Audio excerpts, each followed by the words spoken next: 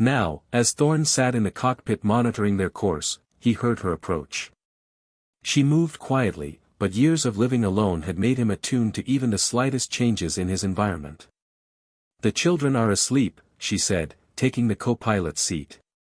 Javed had questions about how the ship works. "He has a curious mind." Thorn nodded. "Smart kid. Picked up on the basic systems faster than most adults would." A small smile touched Navarra's lips, a rare expression that transformed her usually solemn face. "He takes after his father in that way. Etraz was a shipwright before." Her voice trailed off. "Before what?" Thorn asked, surprising himself with his curiosity. Navarra stared out at the endless stars beyond the viewport. "Before the purge. Our homeworld, Lysithea, was attacked by the hegemony. They claimed we were harboring dissidents, but that was merely a pretext. They wanted our crystalline technology." Her fingers absently traced patterns on the armrest. "Etraz died defending our district. I escaped with the children aboard one of the last refugee ships."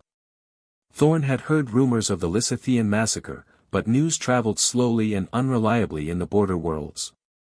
"I'm sorry," he said, the words feeling inadequate. "Sorrow changes nothing," Navarra replied, her voice devoid of self-pity. "Survival is what matters now." They sat in companionable silence for a while, watching the stars.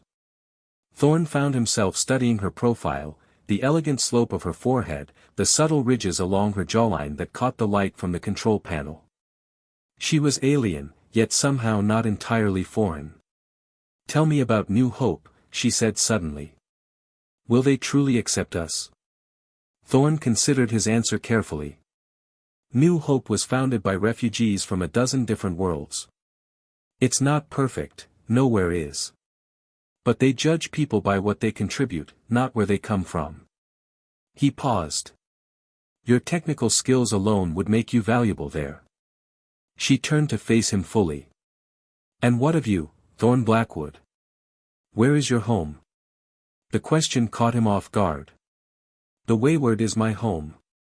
"A ship is a vessel," she observed. "Not a destination." "Then I guess I don't have one," he admitted. "Not anymore." Before she could respond, the proximity alarm blared. Thorn's hands flew across the control panel, pulling up sensor readings. "Warship," he said grimly. "Hegemony patrol cruiser." Navarra stiffened. "They hunt refugees. If they scan us." "They won't get the chance," Thorn interrupted, already plotting an evasive course. "There's an asteroid field near the Varan belt. We can lose them there." The Wayward lurched as Thorn changed their trajectory, pushing the engines to their limit. The sudden movement sent Navarra against his shoulder, her hand instinctively gripping his arm to steady herself. The brief contact sent an unexpected current through him.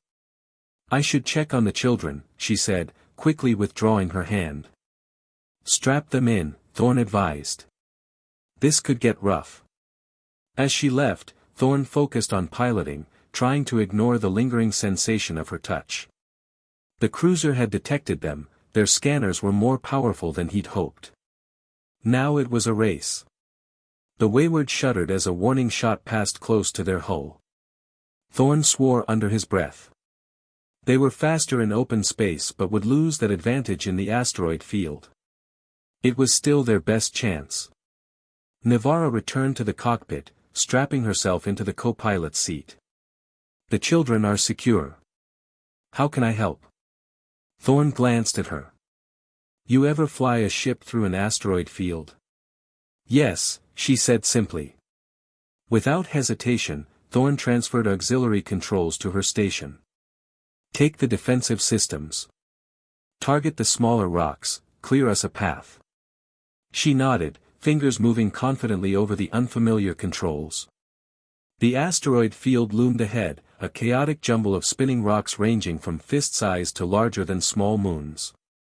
"Hold on," Thorn muttered, more to himself than to Navarra. They plunged into the field. The Wayward jinked and rolled, narrowly avoiding collisions as Thorn guided them deeper into the labyrinth of stone. Behind them, the hegemony cruiser followed, but its larger size made navigation more difficult. Navarra fired the ship's pulse cannons with precision, blasting smaller asteroids out of their path before Thorn had to evade them. They worked in perfect synchronization, as if they'd flown together for years rather than hours. A massive asteroid rotated ahead, blocking their path. Thorn's eyes narrowed as he calculated trajectories, looking for a way around. "There's a crevice," Navarra said suddenly, pointing. "Straight ahead. The cruiser can't follow." Thorn saw it, a narrow split in the asteroid barely wider than the wayward itself. "You sure about this?" "No," she admitted, "but I trust your skills." The unexpected vote of confidence bolstered him. Thorn adjusted their course, aiming directly for the crevice. "Reroute power from life support to shields," he instructed. "We can survive on emergency oxygen for the time it takes to get through." The ship scraped against rock as they entered the narrow passage, shields sparking with the contact. Behind them, the hegemony cruiser fired several more shots before abandoning pursuit, unable to follow. The passage seemed endless, the walls of the crevice closing in around them. Thorn's hands were steady on the controls, but sweat beaded on his forehead as he navigated by instinct as much as by instruments. Finally, they burst out the other side into open space. Thorn immediately cut engines, letting their momentum carry them into the shadow of the asteroid, masking their heat signature. "They'll circle around," he said quietly. "But it will take time.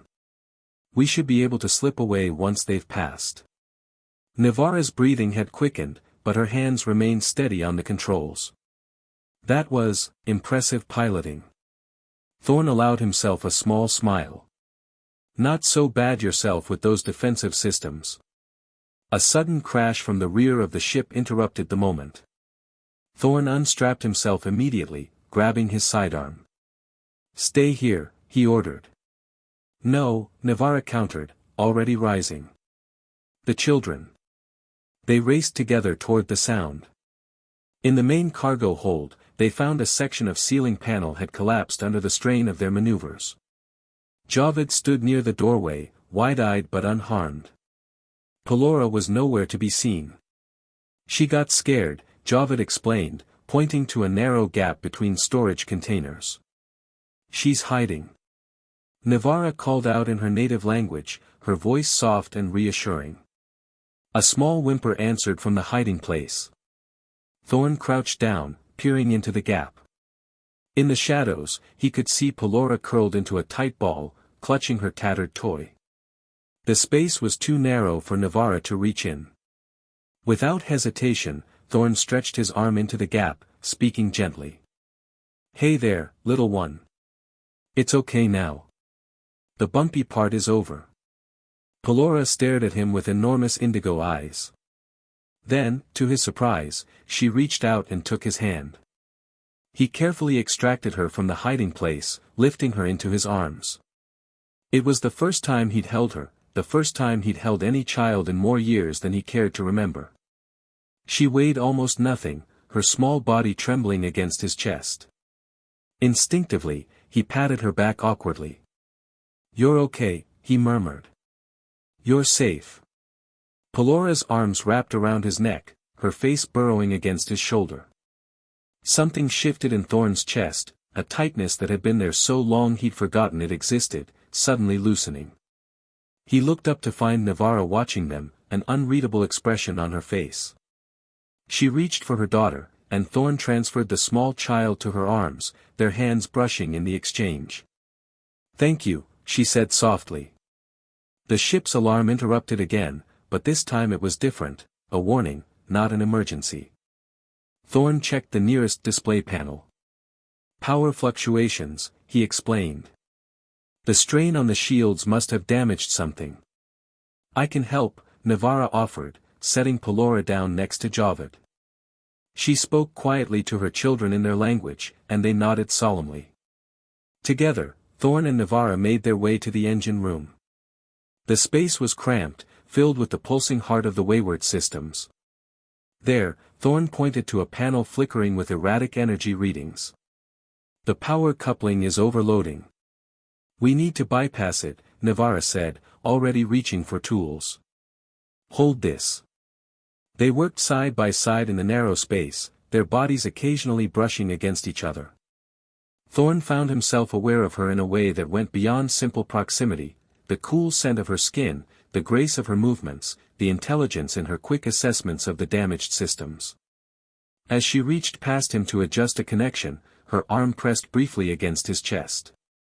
Thorn froze, suddenly conscious of how long it had been since he'd been this close to another person. Navarra paused too, her eyes meeting his in the dim light of the engine room. For a heartbeat, neither moved. Then the moment passed as the ship's systems hummed back to life. Fixed, she said, her voice slightly lower than before. Thorn cleared his throat. Good work. They made their way back to the cockpit, running diagnostics to ensure all systems were functioning properly. The hegemony cruiser had passed by their hiding spot, continuing its patrol pattern in widening circles. We should wait another hour before breaking cover, Thorn said. Just to be safe. Navarra nodded her agreement, then asked, why did you become a mercenary? You have skills that would be valued in many settlements. Thorn considered deflecting the question, as he normally would. But something about the events of the day, the narrow escape, the moment with Pelora, the shared work in the engine room, made him answer honestly. I had a family once. On Tyrannies 4. He rarely spoke of it, rarely even allowed himself to think of it. When the colony was attacked, I was off-world on a supply run. By the time I got back, he trailed off. Navarra didn't offer empty condolences. Instead, she said, so you wander. Because nothing anchors you. Something like that, he admitted. And yet you saved us, she observed. When you could have simply walked away. Thorn had been asking himself the same question. Why risk his life for strangers? Why complicate his existence with an alien woman and her children? He had no answer that made sense, even to himself. We should check our course to New Hope, he said instead of responding. Make sure the detour hasn't put us too far off track. If Navarra was disappointed by his evasion, she didn't show it. She simply nodded and turned her attention to the navigation console. As they plotted their new course, a transmission came through on an emergency frequency. Thorn frowned, enhancing the signal. Repeat, New Hope colony under attack, a distorted voice announced through bursts of static. All vessels advised to avoid this sector. Raider forces have blockaded the settlement. We cannot guarantee safe passage. Repeat. The message continued to loop. Thorn shut it off, a cold feeling settling in his stomach. Raiders, Navarra said quietly. The same ones? Possibly, Thorn replied. Or others working with them. The border worlds have been seeing more coordinated attacks lately. Then we cannot go to New Hope, she stated, not a question but a conclusion. Thorn ran a hand through his hair, considering their options. There's a trading post in the Kowlar system. Not ideal for long term, but we could resupply there, figure out our next move. Our. Navarra repeated, her gaze intent on his face. Thorn realized his slip. He'd meant to say, your next move. Yet somehow, in the space of 3 days, he'd begun thinking of them as a unit, a shared concern. I'm not abandoning you in the middle of nowhere, he said gruffly. Not with raiders hunting refugees. Something softened in Navarra's expression. She reached across the space between them, her cool fingers coming to rest lightly on the back of his hand. Thank you, Thorn Blackwood, she said simply. Her touch lingered longer than necessary, and Thorn found he didn't mind. Outside, the stars continued their eternal vigil as the wayward drifted in the shadow of the asteroid, 2 fugitives and 2 children finding a moment of peace in a galaxy that offered little. Later, when the children were asleep in the small cabin Thorn had cleared for them, he found Navarra in the galley, staring at a star chart displayed on a datapad. Trying to find a new home, he asked, pouring himself a cup of synthetic coffee. She looked up, those indigo eyes reflecting the blue light of the display. Trying to understand where we might be safe. Thorn leaned against the counter, studying her. In the dim light of the galley, with her guard lowered, she looked weary. Not just physically tired, but soul-deep exhausted, the way people get when they've been running too long. "What would safety look like for you?" he asked. "What do you want for them?" He nodded toward the cabin where her children slept. Navarro was silent for a long moment. "A place where they can grow without fear," she said finally. "Where Javed can use his mind, where Pelora can laugh freely. Where they needn't hide what they are." "And for yourself?" Thorn pressed. Her gaze met his, steady and unflinching. "Peace. Purpose." She paused. "Connection." The word hung between them, laden with meaning neither was ready to fully acknowledge. "We'll find it," Thorn found himself promising. "Somewhere." A small smile touched her lips. "We." This time, he didn't correct himself. "Yeah," he said. "We."